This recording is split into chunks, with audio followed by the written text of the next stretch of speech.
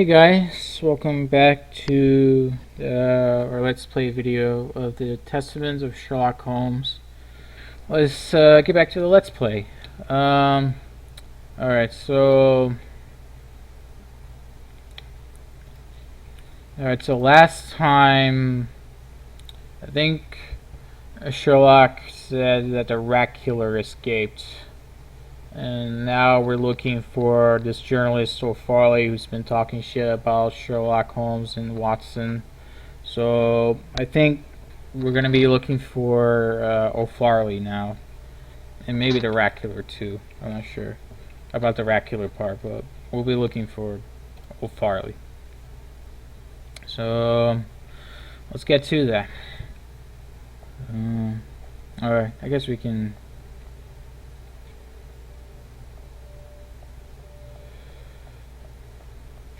Can head out now. Okay, alright, that's good. So they eliminate the locations that you went through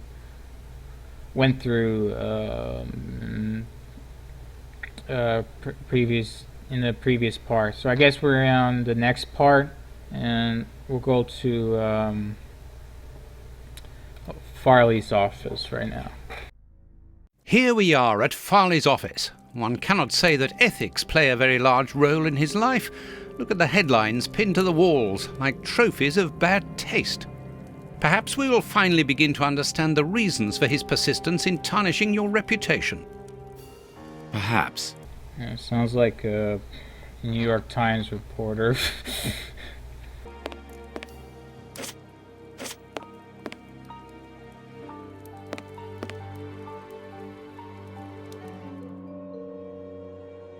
Cigarettes, an ordinary, inexpensive brand.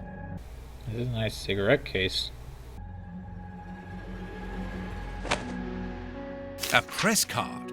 Osmond Farley. It's his overcoat. I'm just stealing O'Farley's shit right away. Still hot. This is an electric box. Interesting. I guess it's... oh shit, what do you call it? It's like the source for to keep electricity in your home and all that.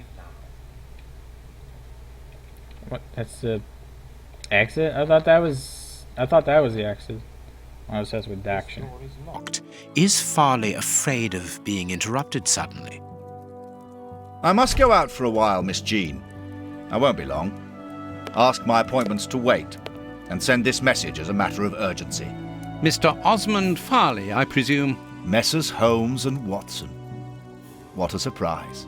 What is there so surprising about being visited by the targets of your slander? I never slander. I inform. You will have to accept the consequences of these articles, Mr. Farley. Those words sound like a threat, Mr. Holmes. I never threaten. I merely warn. You don't frighten me, Mr. Holmes. I know all of your little secrets, and soon all of London will find out what really hides behind the facade of the impeccable detective. Thanks to my work, the whole world will discover the true Sherlock Holmes. Gentlemen, I don't wish you a good day.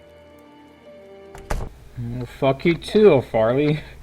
To the point of refusing to shake our hands. Which means that we can avoid having to wash them. Did you notice the crumbs on his jacket? He had just finished eating and his hands will be covered in grease, the same as his mouth. Slovenly habits. That's quite disgusting, Holmes. Do not be deceived, Watson. The workmanship in those tailor-made clothes indicate that he is a man who takes pride in his appearance. If Farley has left without brushing off his jacket or washing his hands, then it is because he spotted our approach and wished to avoid us at all costs. But why? We will find out by searching his office. The secretary will stop you. Please reassure me, Holmes, you don't intend upon knocking her out. Jesus Christ.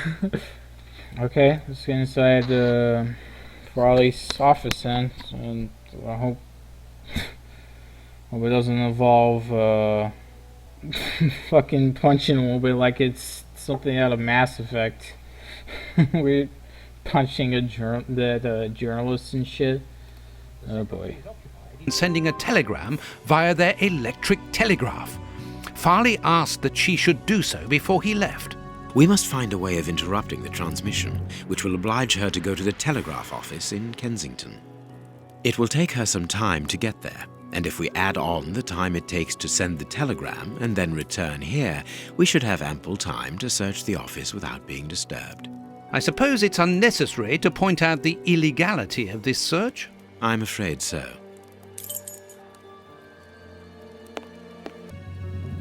This is an electric box. Interesting. I need a tool to remove the lid. Okay. Maybe this one? I need a tool to... What tool? The cigarette box? I need a tool. Oh, shit. Oh, what?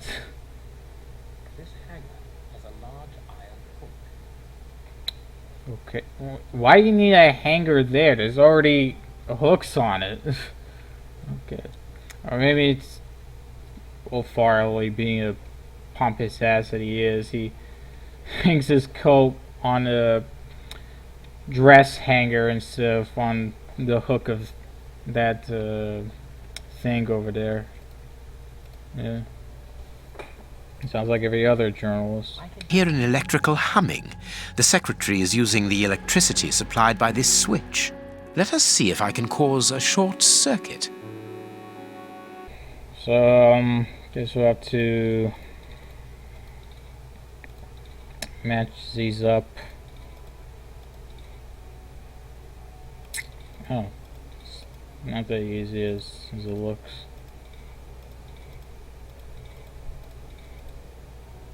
Let us see if I can cause a short circuit. Oh, what? Okay. It's not as easy as it looks.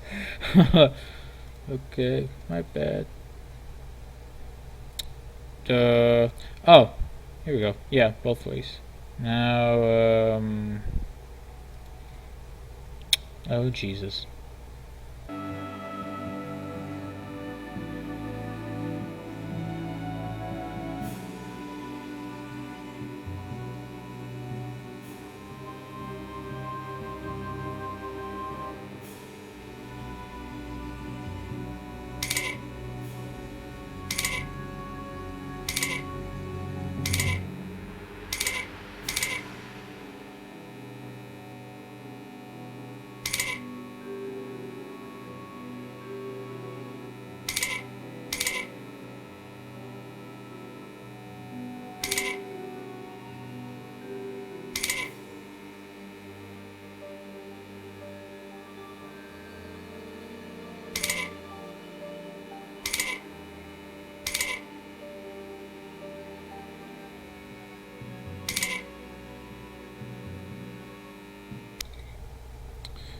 Ah, okay.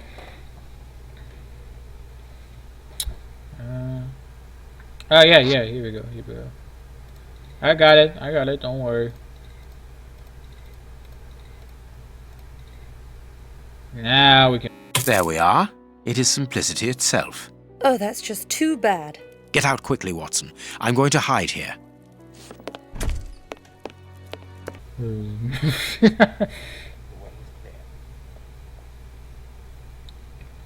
Alright. Let me save just in case. I guess I can delete that. Oh, thank God. Sorry, just so worried about it crashing while saving again.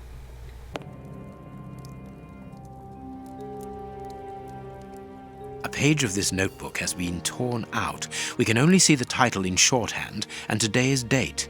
It's a message that the secretary must send urgently. I'm going to recopy it. You can read shorthand? You never cease to amaze me. Were you a secretary before becoming the great Perhaps. But no, a man must have his secrets.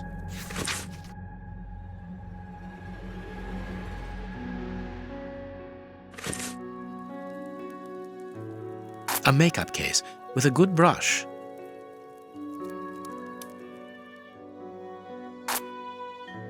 I must look more attentively. I must look more attentively. I can make out the marks, but I need something to bring them to light. The ribbon is missing from this machine.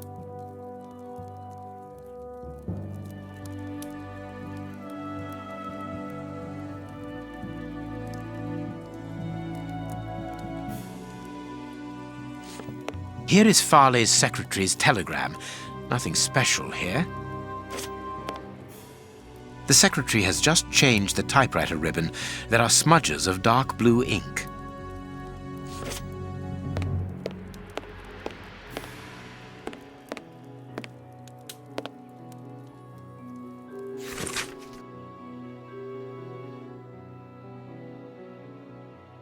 This paper only just escaped the flames. But who is this note about? And who wrote it? I will deal with it later. This book has fallen down from the shelf. The Adventures of Sherlock Holmes. My word, it's my stories about your investigations. A real investigative reporter must have read them, my dear Watson. Surprised they include Sir Arthur Conan Doyle's name in there. Instead of, like, you know, unless that's they wrote it in as like Dr. Watson's pen name or something like that. I don't know, I'm just guessing. I'm not sure if that's the case. Adventures have fallen from this shelf.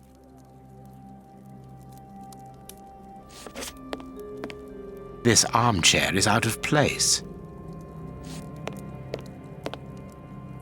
Someone closed the curtain as though he wanted to maintain his privacy. This cabinet has a lot of drawers, each marked with a letter. There is surely a great deal of information in them. But we can't open all of them. We must know what we are looking for. A bunch of keys, a telephone, a technological marvel. A number was written next to it quite recently. A fine, educated hand.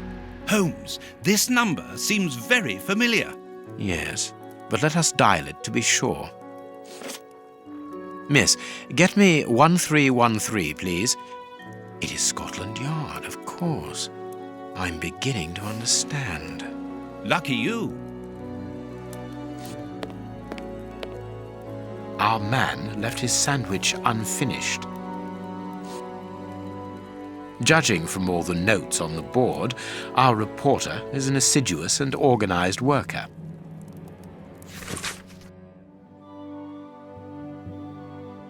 A photograph of Prince Woodville. Farley is evidently also interested in this affair.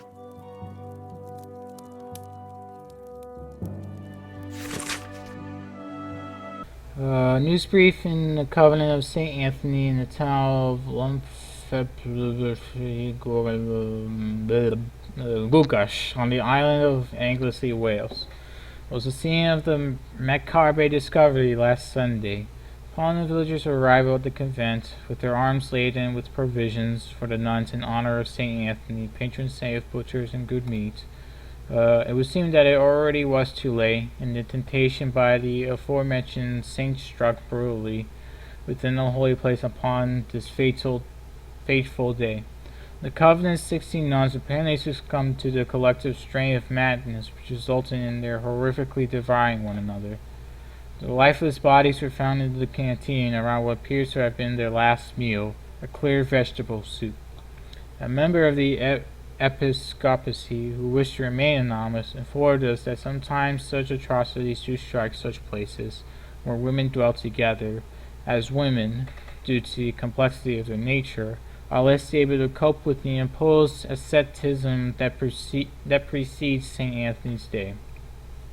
It must be said that it was not necessary, for just one more day and this drama would most probably never have happened. The relic of a sausage offered to St. Anthony by an angel, found in 987 during the Third Crusade and brought back from Constantinople, remained untouched. A sign that the nuns, even in their madness, were able to remain respectful towards the Lord, this member of the high religious authorities told us. Yeah, I'm gonna read the other letters just in case. Sorry I didn't read them earlier. Out loud, at least.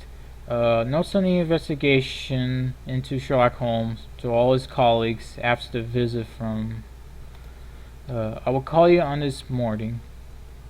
I will call on you this morning. Destroy this letter.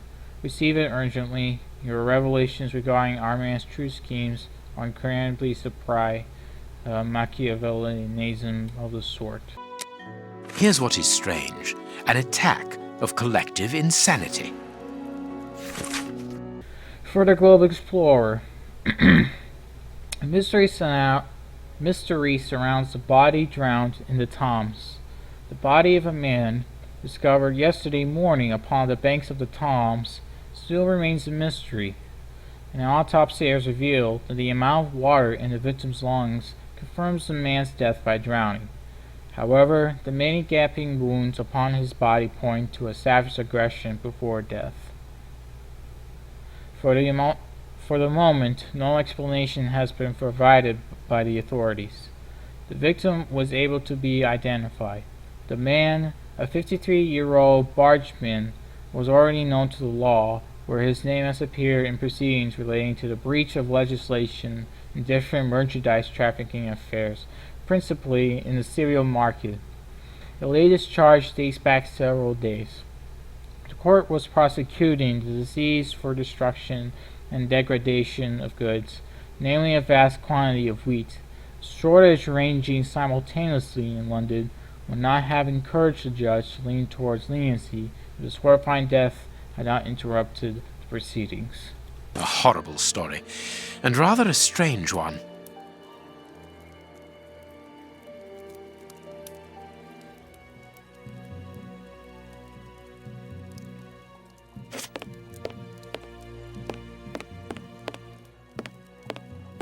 The key is still in the lock. This ashtray is worth examining. This cigar is of a fine quality. It must be very expensive and difficult to obtain. And it is not even finished. What a waste. This ash comes from an ordinary, well-known brand of cigarettes. It is still warm. This ashtray is... The cigar end is still hot. Farley was not alone when we arrived at his secretary's office. You are thinking of the owner of the cigar. Yes, the reporter smokes ordinary cigarettes. Can you smell the subtle scent of gingerbread? That is the characteristic odor of a Habano Clarissimo. Our mysterious visitor is a rich man, Watson. This category of Havanas is exorbitant, and I cannot imagine a cigar lover crushing out such a marvelous smoke before finishing it. Since we saw no one leaving the building, that must point to a secret exit somewhere. How are we going to find it? By retracing Farley's steps from the moment before we arrived. Look, this room is teeming with clues.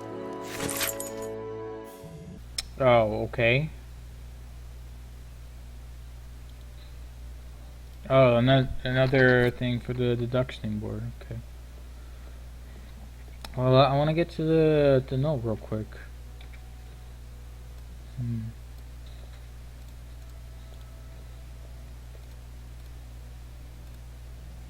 Yeah, here we go. I understand what you want to do. It's an old trick. I mean, you can also use a charcoal pencil and scribble on there just to make out the words. I've never seen this done before. I can see what has been written. Please write it down. Very well, Holmes. Followed Holmes, prepare elements bio, DF.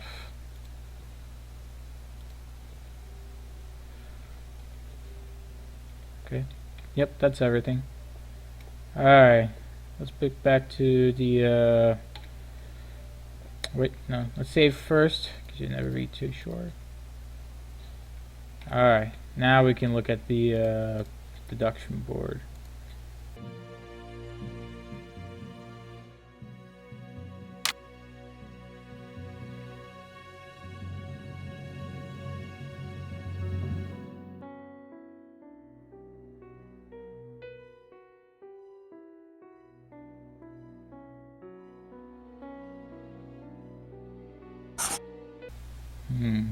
Okay.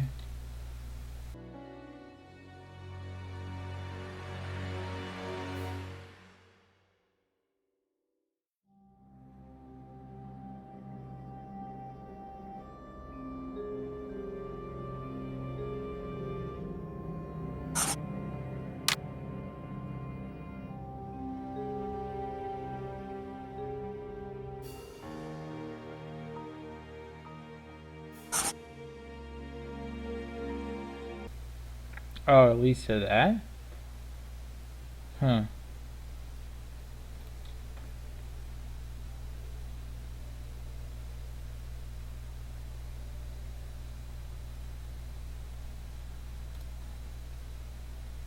Oh, at least a connecting, so...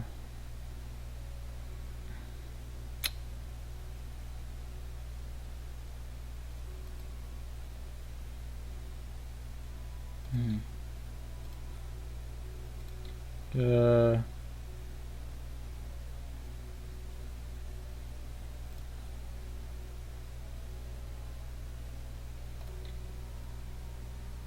Okay. There we go. The journalist went to warn his visitor of Holmes' arrival.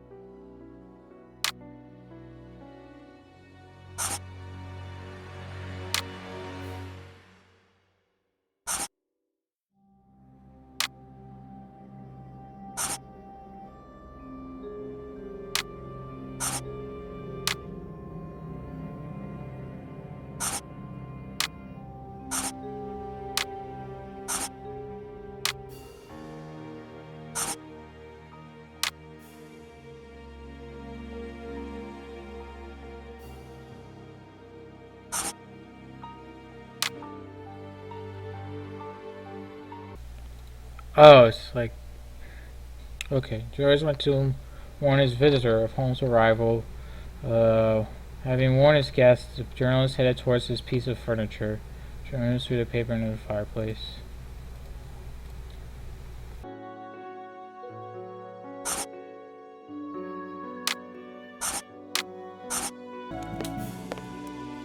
I wonder which drawer the secretary was interested in. The DF drawer, of course, the one in the message that we deciphered from the secretary's desk blotter. There are a lot of cards. How to find the right one?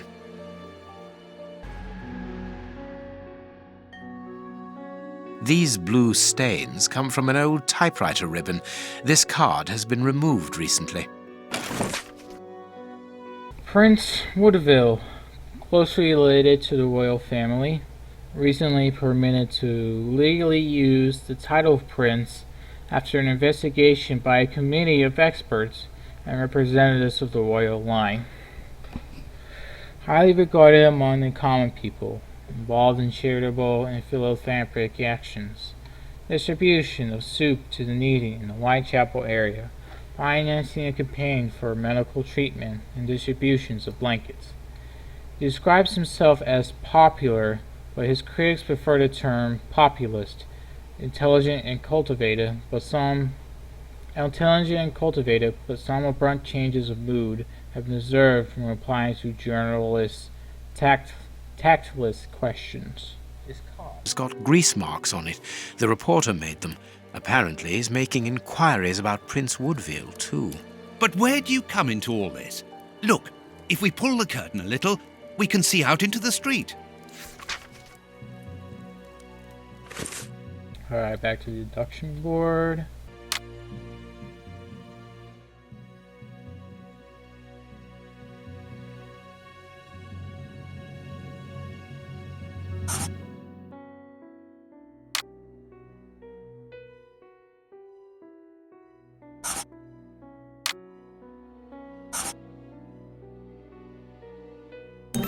There we go. He consulted a card while he ate, which was given to him by his secretary just before she changed the ribbon on her typewriter.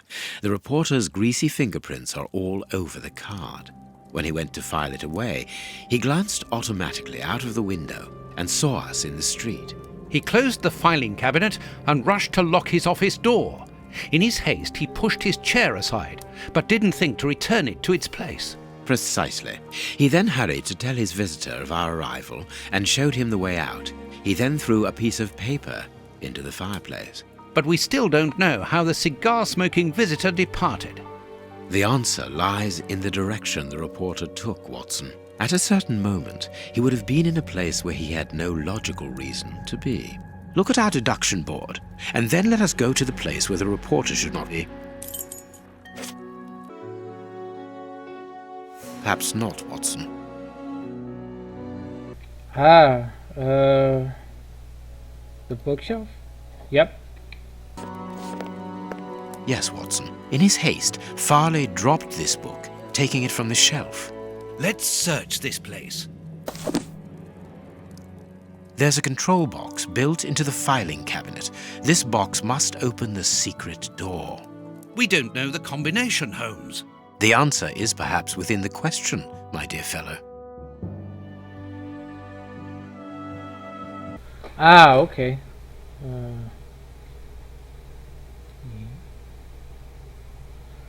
So 10 must be... So we're mixing...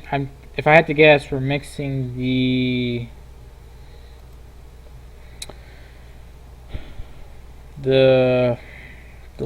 number with the letter. So it's 4, and so A, B, C, D. 4 is D, and with 10 it's A, B, C, D, E, F, G, H, I, J. So it's J, and then for some number. Oh yeah, and then plus 6 for the numbers. So 4 plus 6 is 10. And then plus 6, 16. And so, mixing the letter with 16, it's, okay, so J is 10. K, L, M, N, O. Oh, it's O. Is that wrong? Yeah, there's O. I was going the wrong way. That's not right. What? I mean, that's not right. I don't know. A, B, C, D, E, F, G, H, I, J, K, L, M, N, O. Oh, P. Alright, my bad. It was P, not O. There we are. It is simplicity. There we go. Let us go and look at this secret exit, Watson.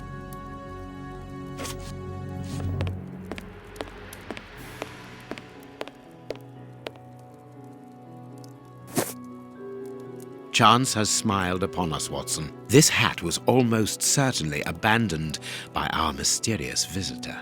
Imagine the scene. In his hurry, the cigar man drops his top hat. The door closes. The hat is caught beneath it. Fearing above all that he should be discovered, he does not attempt to retrieve it, instead preferring to flee. Who would take such action to avoid meeting us? I cannot tell as yet, but it is certain that he carries the advantage of knowing us. We must discover his identity in order to redress the balance, and this hat will help us. Let us return to Baker Street. Wait, what about inside? Oh, I guess there's nothing in here. Alright, let's head back. Yeah, I guess we'll leave this place a mess. Let's hope that an examination of this top hat will reveal to us the identity of its owner. It will, you can be sure of that. For once, I must insist that you allow me to work alone, Holmes. As you wish. Take your time. I will examine this hat at my work table. Okay. Alright, let's do the save thing here.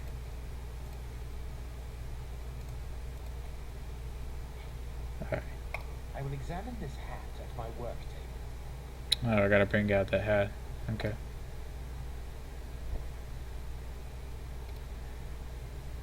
This hat is of exceptional quality. Oh, shit. Alright, sorry. This hat was made to measure by a well-known hatter located near the Old Bailey.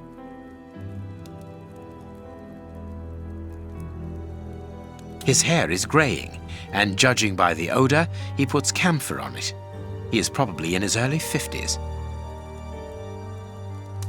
Heat marks and a strong smell of tobacco. A cigar smoker, which confirms that this hat belongs to the reporter's visitor. Slight scratch marks. Slight scratch marks. The man wears glasses, and whenever he puts them on, he grazes the sides of his hat. This would suggest that he is educated and long-sighted rather than short-sighted.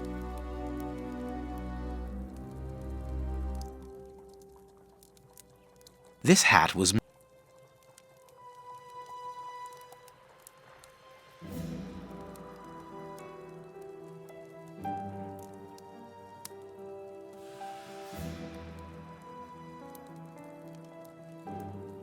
Someone has changed the ribbon for another, more modern one, which shows a certain taste for current fashions. Not a mistress, but someone who pays attention to details. This man is married. I now have an excellent description of the man that I am looking for. The journalist's mysterious visitor is in a profession highly placed on the social scale. He is rich and married. He must have called Scotland Yard in Farley's presence. He frequents the law courts, from which he makes his purchases. This man is a judge. Let us look through my files to see if I can identify this judge. I have a memoir on the most influential judges.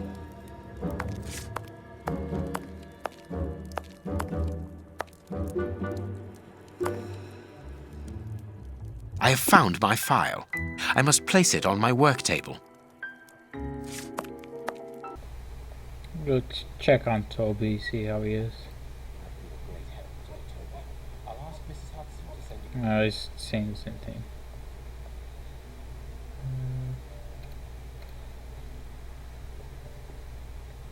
Whoa. Ah.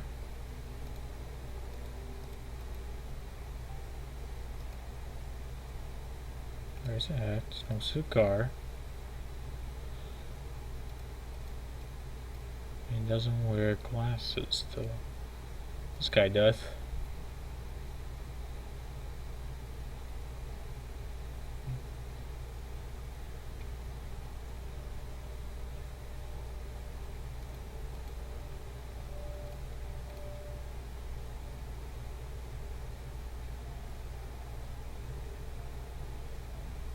Oh, there's his glasses. Yep, that's him. Sir Cottas Beckett.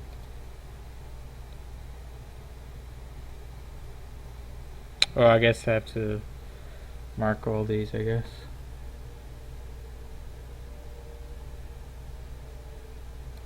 Just a cross-reference.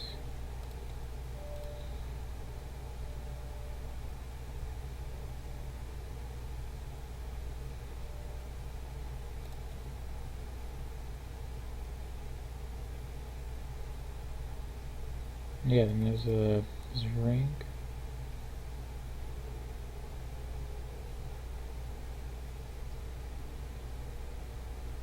Ring. No. No. Wait a minute.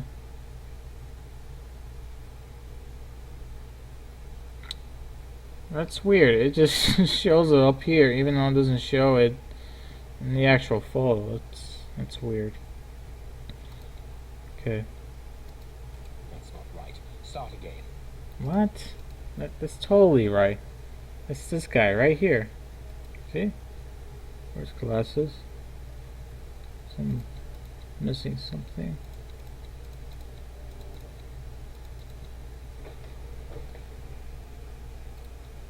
Unless I miss a gray hair part.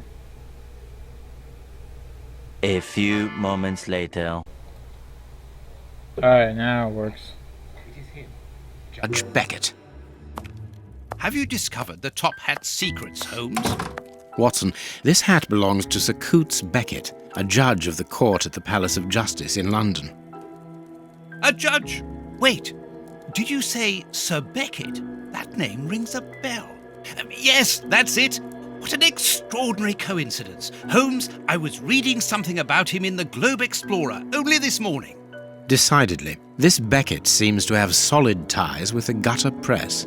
I bought it from a rascal who ran off without giving me my change. I'm sure that I've seen him before, and... Spare me the details, Watson. Show me the article. Okay, Globe Explorer. A generous lady. Lady Cathy Coates Beckett, wife of the Honorable Judge Coates Beckett, is an exceptional woman who freely gives her time and her money towards the education of deprived children. When most of the city's great families close the doors of their luxurious mansions to the poor Lady Beckett, when most of the city's great families close the doors of their luxurious mansions to the poor, Lady Beckett opens hers and has created a school for illiterate children. This class has been open for 8 years now, and according to our estimations, nearly 150 children in need have learned to read and write here. 150 children who, thanks to this woman's generosity, have been able to avoid the flight of the beggar and have found worthy jobs. But this is not all.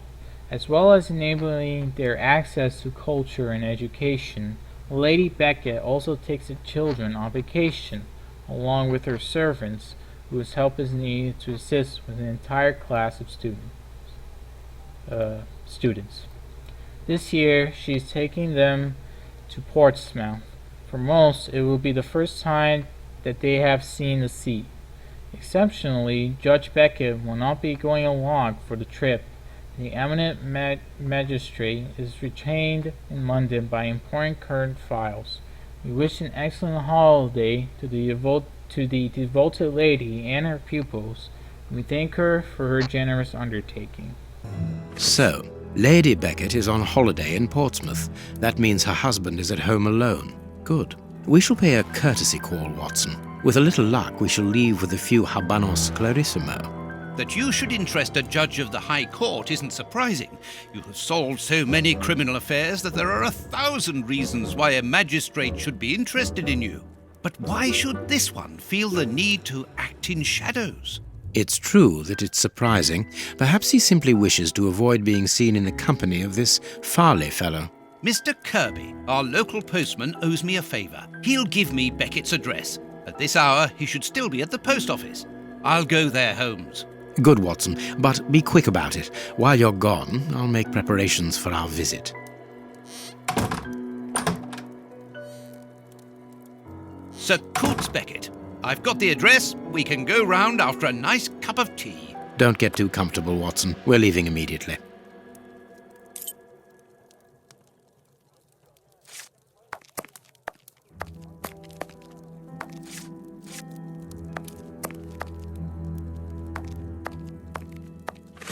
Alright, let's go to Judge Beckett's residence.